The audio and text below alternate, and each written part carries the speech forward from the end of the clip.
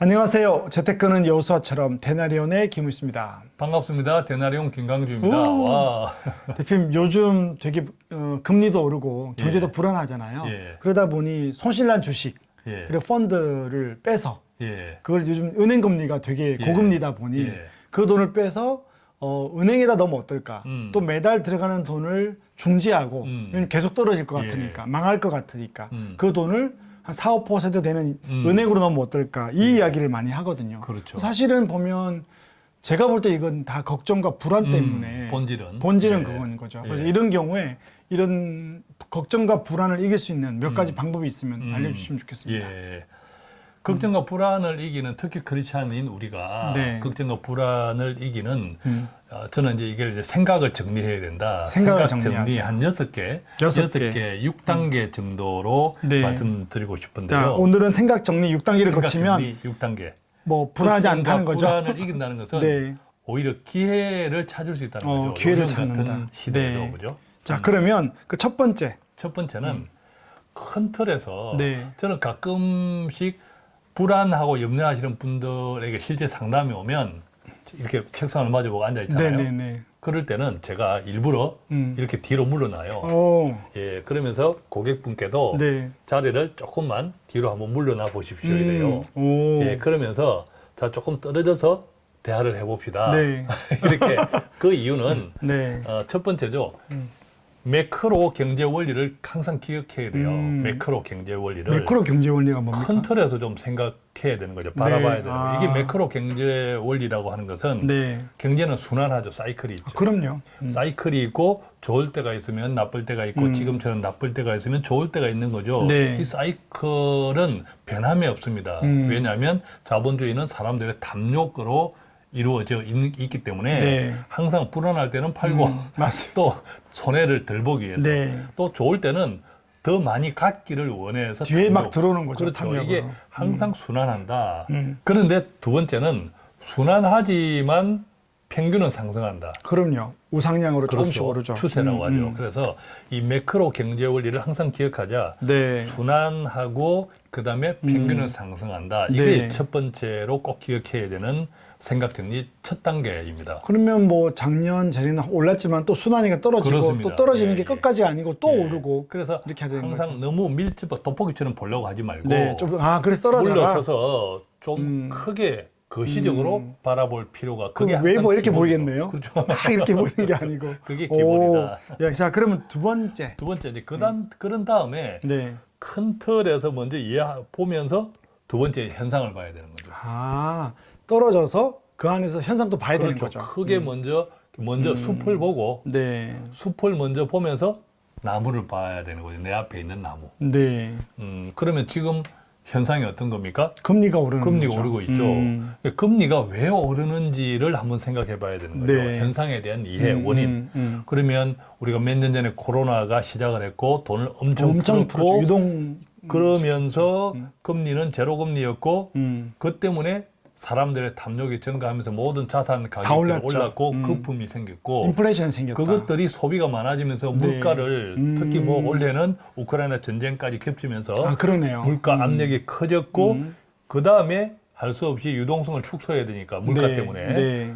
금리를 인상했고 이게 최근에 금리가 오르는 이유다라는 그렇죠. 거죠. 올해 불과 1년 정도 그렇습니다. 한 1, 2년 안에 그래서 생긴 건데. 금리가 왜 오를까? 이것을 원인을 생각하는 것이 네. 두 번째다. 그럼 세 번째는 원인과 또 결과가 그렇습니다. 있겠네요. 맞습니다. 세 번째는 네. 자 원인 지금 현상에 대한 원인을 생각했다면 네. 결과를 생각해 봐야 되죠. 네. 금리가 오르면 어떤 일이 일어날까? 네. 아, 어떤 일이 납니까? 어떤 일이 일어납니까? 우리가 뭐 다 네. 언론에서 나오는 것처럼 기업이든 가게든 비용이 증가하잖아요. 그럼요. 대출 금리가 오르고 기업도 마찬가지로 돈을 빌릴 때 조달 금리가 오르고 네, 네, 은행조차도. 네. 그 결과 자산 가격이 경제가 위축이 되고 그죠? 자산 가격이 당연히 아, 그렇다. 부동산도 떨어지고 주식도 떨어지고 자산 가격이 다 떨어지면서 마침내 스태그플레이션 네. 이게 가장 나쁜 거거든요. 네. 스태그플레이션 물가는 보니까. 안 맞습니다. 잡히는데 물가는 경기는 침체되는 오르는데 거죠. 경제는 침체되고 네. 그러니까 우리의 실질 소득이 계속 줄어드는 현상. 네. 그러면서 악순환이 거듭되면서 경제가 계속 가라앉는 음. 이런 현상으로 생길 수 있다는 거죠. 금리가 계속 오르면. 네. 금리가 계속 오르면. 그래서 금리가 계속 오를 때 그 결과가 어떻게 될까를 생각하는 것이 세 번째. 네. 결과를 생각하자. 생각하자. 그럼 네 번째는, 네 번째는 우리는 이제 어떻게 해야 되나 이런 겁니까? 사람들이 가만히 있지 않죠. 정부나 정책 당국자들. 자, 우리조차도 네.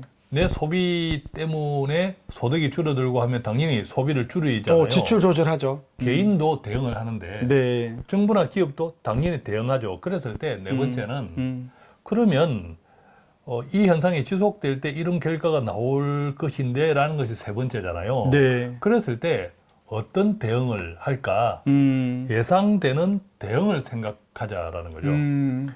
예컨대 금리가 인상이 되면 앞서 우리가 계속 오르면 네. 결국 경제가 망가져요. 그렇죠. 금리 인상으로 경제가 망가지는 것을 방치할까? 그러진 않죠. 그러지는 않죠. 지금 연준이 지금 인플레이션 잡으려고 그렇습니다. 0.75 자이언트 스텝을 하는데 맞아요. 언젠가는 0.5, 그렇습니다. 0.25 떨어지겠죠. 그러다 보니까 이제 금리 인상 속도 조절 이야기도 나오고 네. 언젠가는 금리가 인하하겠죠. 왜? 이것은 다시 제일 첫 번째로 네. 순환, 경제 순환을 생각하면 언젠가는 또 금리는 떨어진단 말이죠. 결국은 매크로 경제 원리로 돌아가는 거죠. 돌아가거든. 이것이 예상되는 대응이다. 이게 이제 네 번째 단계죠. 그럼 그렇게 말씀하신 네 번째로 인한 결과가 또 있을 그렇습니다. 거잖아요. 자, 그랬을 때 네. 다섯째. 그게 다섯 번째. 그 결과 어떤 일이 일어날지 또 생각해 보는 거죠. 네. 오늘 생각 많이 하네요. 맞습니다. 그래서 이게 생각 생각해야 정리 된다. 여섯 네. 단계예요. 생각 정리 여섯 단계. 그 결과 어떤 일이 일어날까? 네. 금리 인상을 멈추거나, 네. 그죠? 속도를 조절하거나, 네. 또 심지어 금리를 인하할 수도 있는 거죠.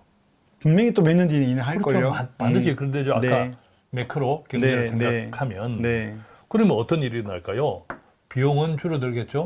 기업과 가게의 비용은 줄어들고 그러면 반대로 이제 기업과 가게 경제가 숨통이 트이면서 자산 가격도 다시 오르는 거죠.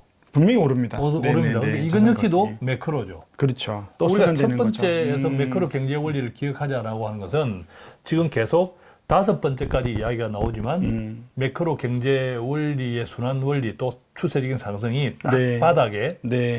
자리 잡고 있는 거예요. 그죠? 자, 그러면 이렇게 다섯 가지를 보고 생각하고 예. 또 생각을 다섯 번 했을 때 저 처음으로 돌아가서 예.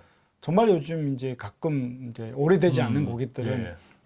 손질 난 거 팔고 예. 이 들어가는 것도 중지하고 이 적금으로 넣는 예. 분들 되게 많거든요. 그렇죠. 그래서 네. 이제 여섯 번째 결론이죠. 아, 여섯 번째, 지금 나는 어떤 선택을 하는 것이 좋을지 생각할 수 있는 거죠.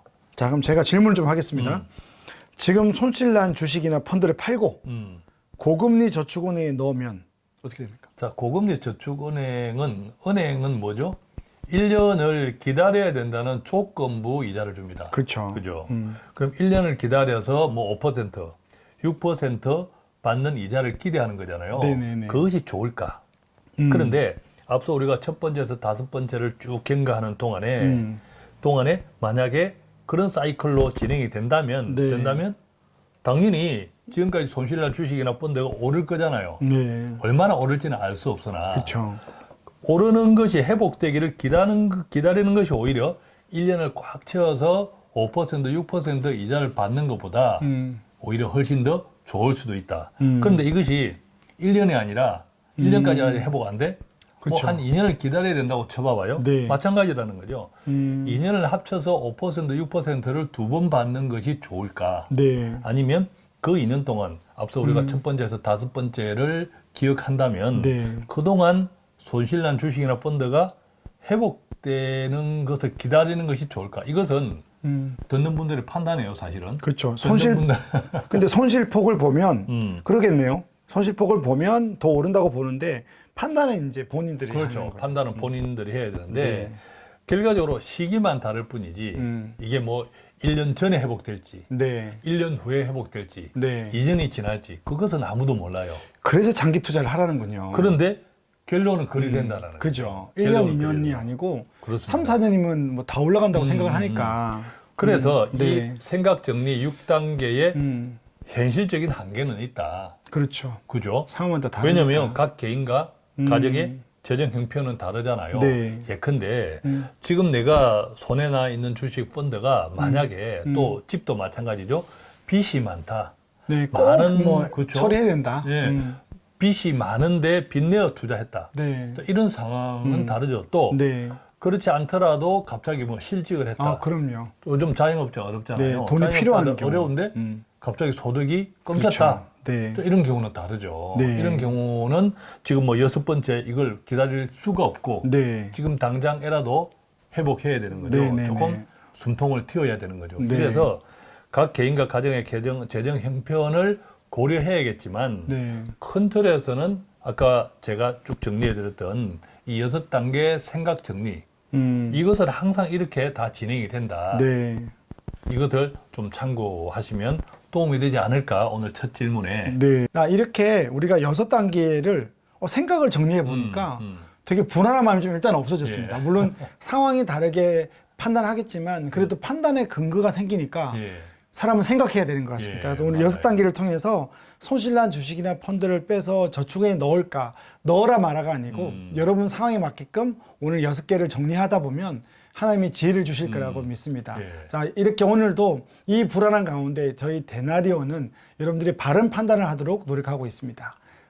도움이 되기를 바라고요. 저희들은 이만 마치도록 하겠습니다. 감사합니다. 고맙습니다.